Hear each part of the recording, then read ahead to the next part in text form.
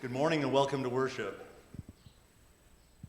So my announcement is something that, interestingly enough, I think about at the moment in our worship every week where I go, why are we still doing this or not doing this? And that's the sharing of the peace. So we talked about it in council, and I think a holdover from COVID is, we're just like flashing the peace sign and we kind of don't know, should we touch somebody or not? And officially from council and pastor said, I didn't know that we had any kind of official thing going. I think it's just that, that psychological mental thing. So from this point forward, you have council's permission, pastor's permission, my permission, whoever, to shake hands, hug, and touch.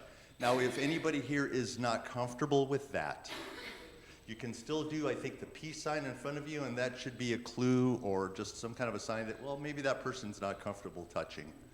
Okay, is that simple enough for everybody? Awesome, I think so. And I think we'll put a little something in What's Up Wednesday to get the word out, just so that we can do that. Yeah, Don. It's still good for people across the aisle, that are far away. Oh, absolutely. I mean, you can still do whatever you want, but I'm just, I think there's just that, we get to that point, I know, I'm going along, and all of a sudden get to that point where, will somebody think I'm like, is this wrong or something? It's like, I don't know. I'm just, so hopefully, we understand where we're at with that. So, good morning, y'all. 2 years ago, I stood in this exact same spot on this exact Sunday, the Sunday after Easter. It's commonly a day taken off by clergy to reset after a long Lenten season of preparation and devotion.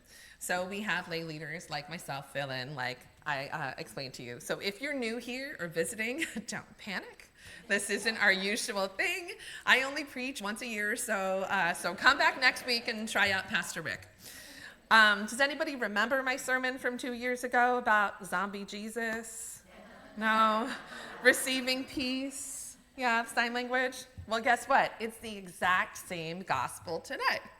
The exact same.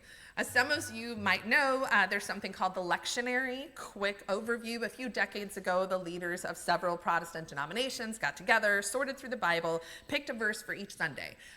Two readings, one psalm, and one gospel. So any ELCA church that you go to today, you'll hear the same 4 readings you just heard right now. Same with the Methodist Church down Navajo Road, same with the Presbyterian Church behind Grocery Outlet, same with the Episcopalian Church, that's across from Patrick Henry. We all use the same lectionary. The lectionary is on a 3-year cycle, so you get fresh verses every Sunday for 3 years before it repeats. Except for the gospel the day after Easter. Except for today. This is the same every year, the bit about doubting Thomas. Why? Because it's the only book that actually tells this story. The story with doubting Thomas is not in Matthew or Mark or Luke. Thomas is only called out by name as a doubter who wants to stick his hands into the wounds of Christ in the book of John. So if it's only mentioned once and not repeated in different places like the Nativity story and miracles and so on, why is it in the lectionary every year? One could suggest it's because this is the Sunday that people skip out on. It's true. The Sunday after Easter is called Low Sunday. It has typically, on average, across Protestant churches, the lowest attendance of any Sunday of the entire year. So kudos for being here, and thank you. And if people take this Sunday off, there's no sense in sticking in fresh verses, right? Somebody might miss something. So stick with the same one every year. Nobody's missing anything if they don't come. Or maybe it's the reverse. Maybe people skip this Sunday because they already know what's going to be said, right? Oh, it's Doubting Thomas Sunday again. I've heard this verse 15, 20, 50 times already. I am not missing anything if I stay home and sleep in or Zoom in or whatever. I mean, I only lay lead once a year or so, and I've already hit this verse twice. So that should tell you something. So what's to do? What's to say that hasn't already been said? Well, it turns out I'm actually really glad that this is my Sunday. The story of Doubting Thomas inspired my children's sermon, my teen sermon. And the first reading that we heard today, read by Janet from Acts, really speaks personally to me. And this is what I want to speak to you about. So Acts chapter 5, verses 27 through 30 state, the high priest questioned them, saying, "We gave you strict orders not to teach in this name. Yet here you have filled Jerusalem with your teaching, and you are determined to bring this man's blood upon us." But Peter and the apostles answered, "We must obey God rather than any human authority."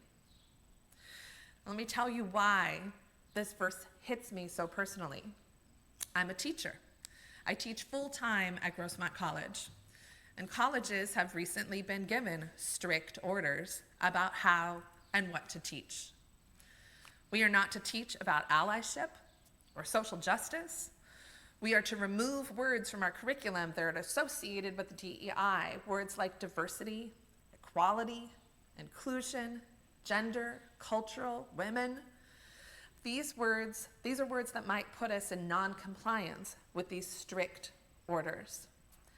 But personally, my answer has been like Peter and the apostles in Acts chapter 5, verse 30. We must obey God rather than human authority. I teach at a Latin-serving institution in East County. My students are culturally diverse. My students are queer. My students are food insecure. My students are economically challenged. I have a student who is unhoused and lives in their car. I have another student who takes the bus for 6 hours, a 6-hour round trip to get to campus to learn every day. That's 2 transfers and getting all the way up. So a 6-hour round trip just to learn. I have many students who are trans. I have one of my trans students who comes to campus to walk at night because it is safer for them to walk at night on a deserted, dark campus than to walk as a trans person in their own neighborhood.